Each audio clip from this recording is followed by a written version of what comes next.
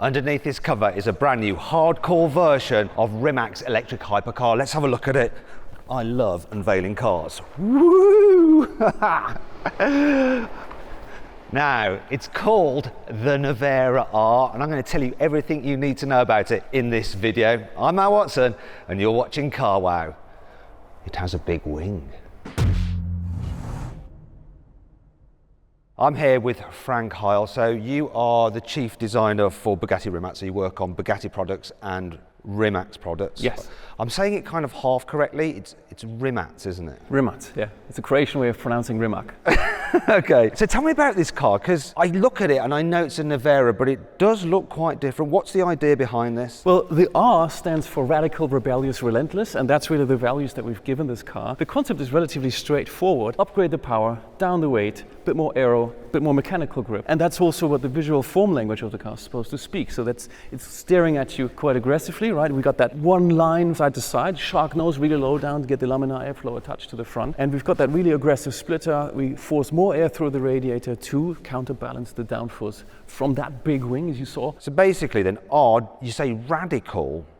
I thought it would mean race. Why isn't it race? So usually it's race if you see an R car, no? But in our case, R came from the Rimac, but or in our case, it's radical, rebellious, relentless. Those are our values. If we say radical, of course, with that kind of horsepower and the drift mode and the full digital torque vectoring, it is quite a radical machine, actually. But the things that you do lend itself to a bit more racy, doesn't it? So you're talking about aero, downforce, you're talking about more power, less weight, improved handling, and we'll get onto the engineering side of things in a bit. So here at the front, how different is it than the standard car? 'Cause it looks like this is all new. From the A-pillar up is all one piece now. Yeah. It used to be that we have a fender and a bonnet, so now we have one front clam, which also enables us to have no split lines on it, which makes it really cleanly looking, and the carbon bits kind of kick out, give it that stance, that grunt from front view. So how do you open the bonnet to look at the engine? There's no engine in the front. Sorry, I'm just being stupid. There's two electric motors though in the front. Is it one for each wheel, or is it two driving a single axle? No, it's one motor per wheel. So you have full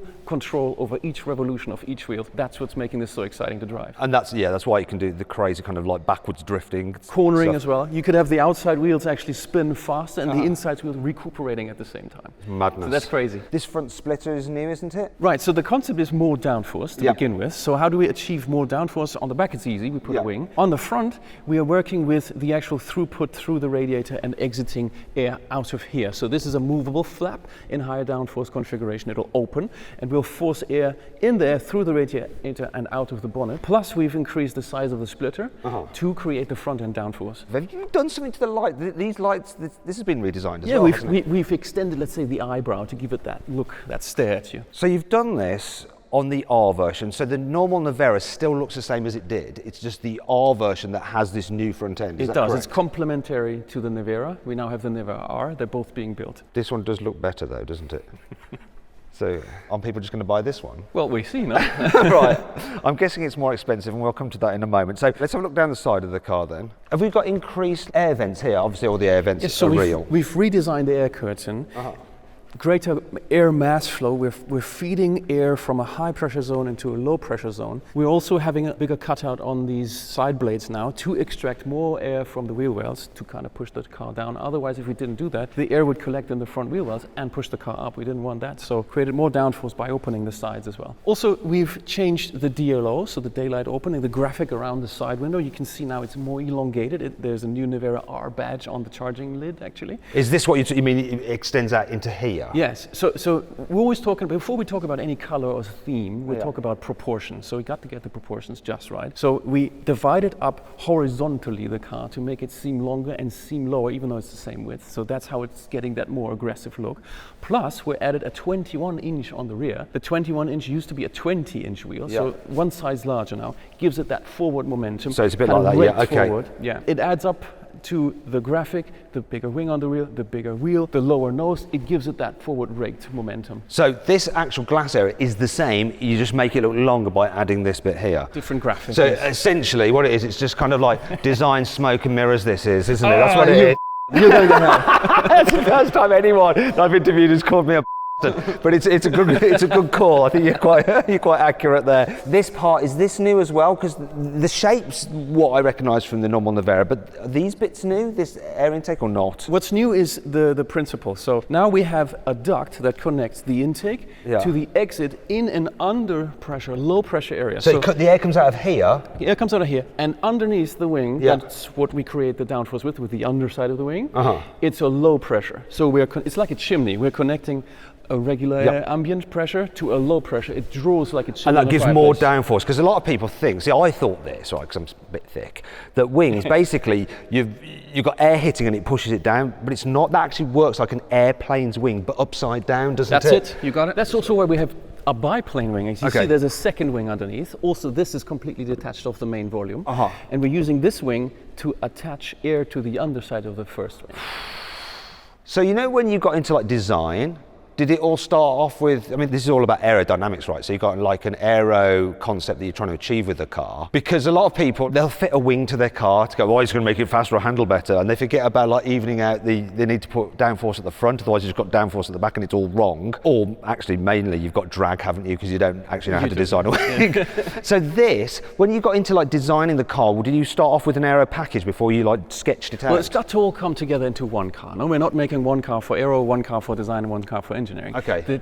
The art of all of this is to get all of this together and function in one piece that looks adorable and makes your heart tell your mind to spend a couple of million on this. So Frank, like your first car that you worked on, it was at Bugatti. So he's been at That's Bugatti true. for 16 years, and it was the Super Sport. That's true. Obviously, your team designed the Tourbillon, the most recent Bugatti. Had a lot of fun with that. So even with that, you're thinking along the lines of, we need to design it to look good, that people want to buy it, but we also need to make it functional at the same time. And it's telling a story as well, no? Like, what would we design if there wasn't the aero story to it? Would you still have the wings? It would have less spice. No, it wouldn't make sense. So the beauty is to tie sense into an aesthetic thing, no? That's how it is. Okay, but what leads it, the design or the aero? What leads it in your mind? Something leads it, something always leads. Like in a relationship, there's always someone that leads that relationship. Well, there's styling and then there's design. Styling is if you have a package that somehow was already there, you put a nice candy wrapper around it, and then it somehow turns out to be what it is. It's not as good as it could be if you make these things totally in symbiosis. No? So design, aesthetics, function, all these things work together. He's not going to answer, is he? He's not. We'll leave it there. We'll leave it hanging. He's thinking design leads it, but there we go. We've got a biplane effect here. You've got 3 fixtures to the bodywork, because that's quite unusual. You don't normally have the wing attached there, do you? Rimac is about the number 3. Yeah. So 3 phases on the electric motors. Okay. There's 3 indicator on the state of charge.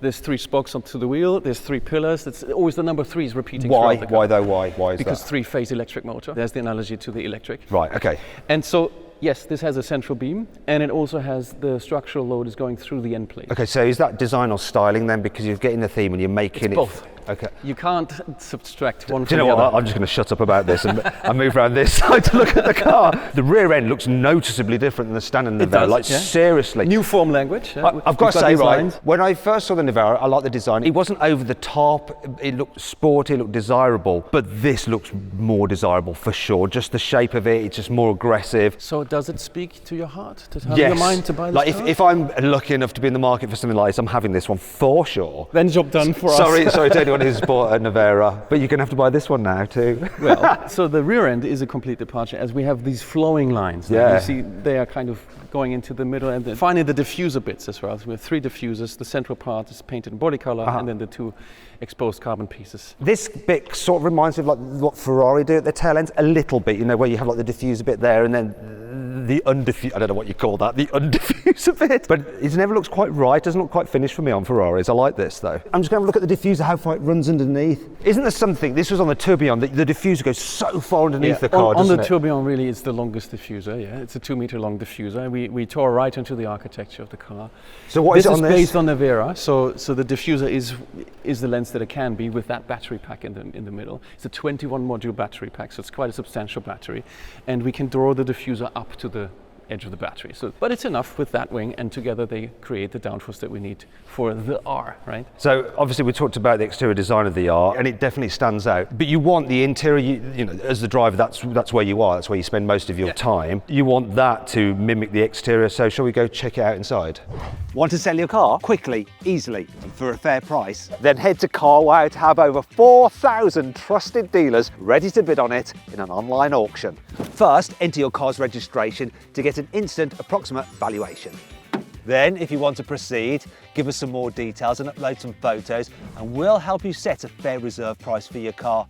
That's the minimum amount you'd be happy to sell it for. Once you've done that, we'll enter your car into an online auction. When the auction's over, we'll let you know the result, and the dealer with the winning bid will be in touch to arrange easy payment and free collection of your car.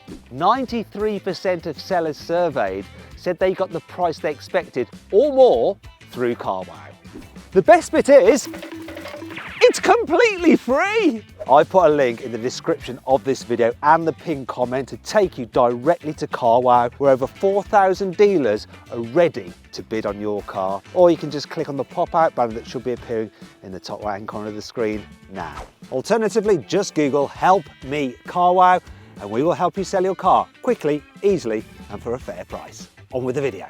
Okay, Frank, so I'm sat inside the Nevera R. What is different over the standard Nevera? So we now bring the exterior color to the interior. You now have the option of not speccing this in exposed carbon, but in the actual exterior color. This happens to be nebula green. You know how Nevera is a thunderstorm, and so the theme of thunder and nature and the elements fit, and so we called it nebula green. Okay, so what are the changes are there? So we've got this that is in the body color. There's lots of Alcantara going on. Lots of Alcantara. We do this for weight saving. It's 2.5 kilograms lighter than the leather interior. Every little bit counts, doesn't it? But still, you know, you've got a big battery in this car. It's still going to be a heavy car, and we'll come on to the weight in a bit. Also, let's be honest, Alcantara, just on the steering wheel especially, just feels you nice. get that feeling Yeah, when you it gets do. in, You can make your car feel faster immediately by just trimming the steering wheel in Alcantara. Anything else different here on the inside? Any different modes? Well, you have your drift modes, no? So it changes the atmosphere of the car. If you go to drift, for example, then the whole thing changes to yellow. Also, the outside charging indicator lights turn to yellow. The battery will start conditioning up. But didn't you had drift mode on the standard Nevera? We had drift mode on the standard, but that's the lunacy of this electric car. We like to say it's the only electric car that was made by petrol heads. For petrol heads. But so you had drift mode, but was the colours different or something on the original Nevera, or is that still the same? We did stay to the colours. Okay, yeah. right, you can hear the battery now, it's preconditioning. So you hear the fans, yeah, so it's preconditioning the battery for you to launch it off the line. But so please not in here. Okay, no, straight to the wall.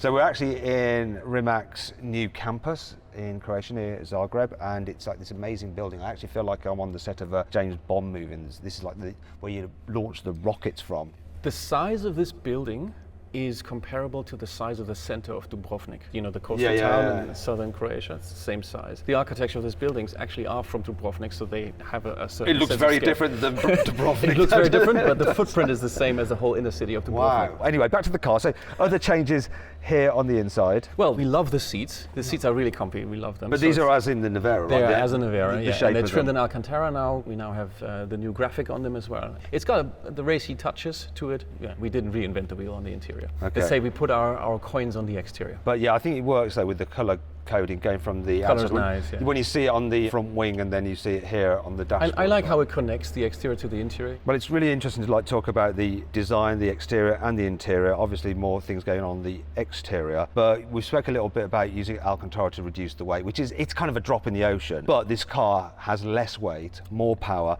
and lots of changes underneath the skin to make it more radical, right? On a car like this scale, we've already thrown all the technology at it to make it as lightweight as possible. To save another 35 kilograms is actually quite difficult. You won't find that one bit that you save 35 kilograms on. It's everywhere. It's the sum of all parts that we get those savings in weight from. Okay, thank you very much, Frank. Let's find out now about some of the engineering upgrades on this Nevera R. This is Matija Renic, so you are the chief engineer for the Nevera and Nevera R. Obviously you've made some upgrades to it, and the main one is the battery, isn't it? Yes, so we have a new cell, inside more or less the same battery package. So now we are going from 120 kilowatt hours to 108 kilowatt hours. So that's less. It's less, but we get more power. It's a different type of cell. And So more range as well. Range is probably going to be very similar. We still didn't do the full testing for range, but you know, you get some things with aerodynamics, you lose some things with battery pack, but again, battery is also more efficient, so everything levels up and we're expecting very similar range to Nevera. Because one thing about Rimac is that you are experts in battery technology. Other manufacturers use your battery tech. Okay, so it's got smaller, but it's more powerful. So let's talk about the power. This is why I'm here, Matteo. Okay. Tell me about the power. So the normal Nevera has 1,914 Exactly. horsepower, which is, why that number? It's 1.4 megawatts, isn't it? So what has this one got? This one got 2,107 horsepower. Which is 1.5 megawatts? 1.55. 1.5. So it's quite an uptick in power from your slightly smaller battery. So what does that mean in terms of 0 to 100 kilometers an hour? So I can explain why is this the case, why we can extract more power. It's actually because... No, I want the number. You want the number? We'll find out why in a moment. So my favorite number is 0 to 300. So car can do 0 to 300 in 8.66 seconds. What's that in miles an hour? Bear with me a second. Almost 190 miles an hour in 8.66 seconds. so less than 9 seconds. It's half a second faster than Nevera. Okay, right. Let's bring it down to speeds that people can actually understand. 0 to 100 kilometers. What's that? It's going to be very similar as Nevera because you cannot actually extract more power on speeds below 100 kph. Right. So what we're talking? It's 181 seconds. So for that initial launch, it's not going to feel much quicker than a Nevera, but it's that when you keep on pulling. After 100 kph, This one's just going like it will that. go crazy, yeah. Wow. And that was one thing for me with the Nevera. Compared to other electric cars, when they tail off, that never tailed off. Yes. So this is going to be even It's going to be even more scarier. More scary.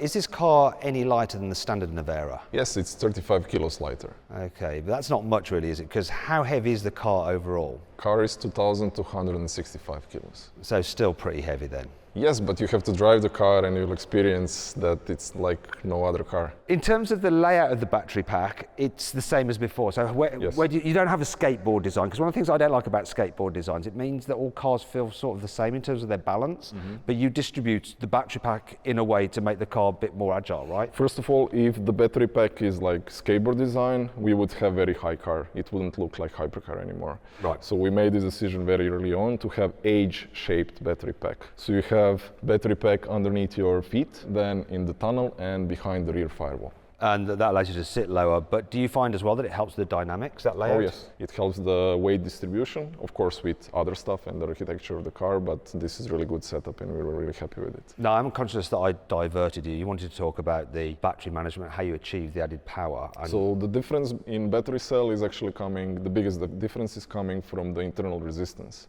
So with this new cell, we are going with internal resistance from 22 milliohms to 15 milliohms. So what that means, when you're extracting power from the battery pack, you have less heat up inside the battery pack. So it allows you to get more power out of it without, consequence. Okay, so it's a bit like an internal combustion engine that if they run too hot, don't deliver so much course. performance. Yes. Same with this, it allows you to get the electrons out quicker without the overheating, so you don't have to have the fans on so much, and it operating more efficiently than when it's getting hot. Okay. And you can have basically full power on this car up until 60% state of charge. Everything above 60% state of charge, you will have full power available on this car. Okay, so after 60%, your power starts to tail off. Yeah, but really, really slowly. So you'll still have more than 1,000 kilowatts on 30% state of charge. 1,500 horsepower.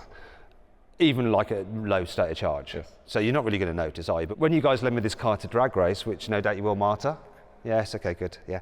We will make sure that it's got like between 100 and 60, and we're all good for maximum good from performance. there, yes. Okay, so you can pull electrons out of the battery quicker without it overheating, so that helps deliver the extra performance because the motors, you've got one on each wheel. It's the same as in the Nevera. Completely independent. We have all new torque vectoring inside and traction control to actually extract the power and use the additional grip from the new tire that we have.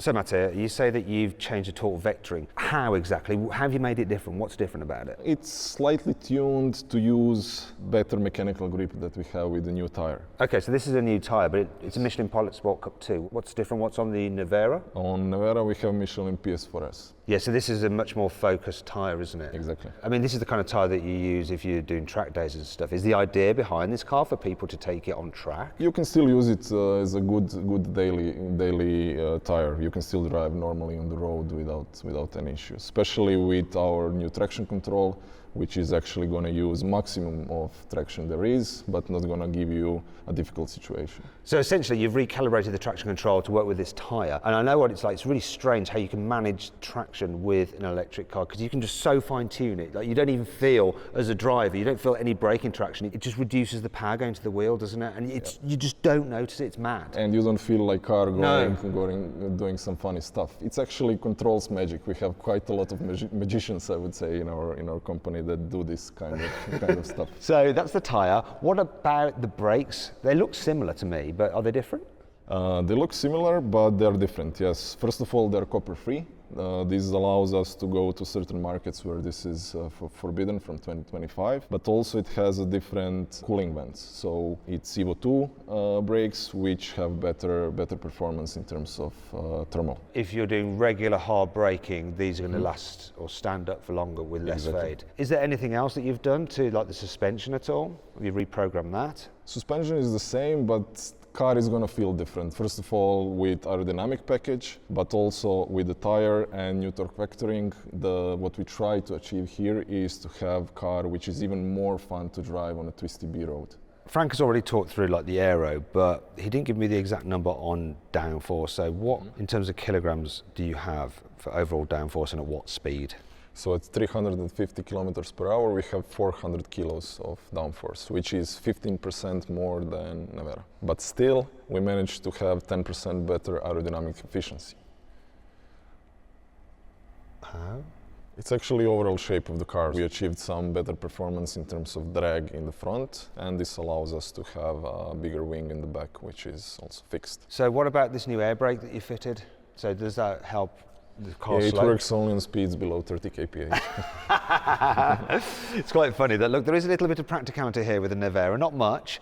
I like to test how practical a car's boot is by trying to climb into it, but I think on this occasion I won't, because I don't want to damage your carbon fibre. Because how much would it cost to replace the rear wing on this? I need to check that. I don't have the number here. What is the top speed of this car then? If you've improved the aero and there's less drag, you've got more power from the batteries, what do you get? It's actually the same as Nevera. So you have homologated speed up to 350 kilometers per hour, but with the special event we can go up to 412 kilometers per hour. Bear with me. So 412 is, I think, 256. 257.5 miles an hour. So why have you done it exactly the same? You have fixed rear wing, so this is actually not allowing us to go a bit faster than that. In Nevera, you can move the wing and change the drag. But you said it was more efficient, I don't understand. Yes, it is, but still, it's more. Okay.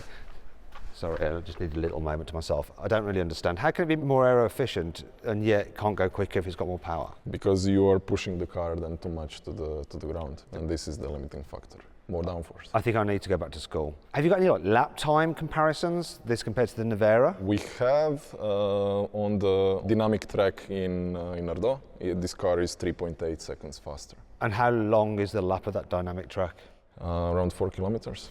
Okay, it's quite a big number. Quite a big number. And we're not talking about the big loop. No, it's the handling track, so the proper race track. So the downforce works, the power works, the brakes work to give you that improved lap time, and the tyre. Right, so obviously it's quicker around a track, it's quicker to 190 miles an hour. You have faster deployment of energy from the battery with a whole new battery pack, got all this extra design elements. What's the price compared to the normal Nevera? So this car is 2.3 million. And the standard Nevera is 2 million. So £300,000 extra for that extra performance. This nice package, yes. So why will anyone buy the normal Nevera?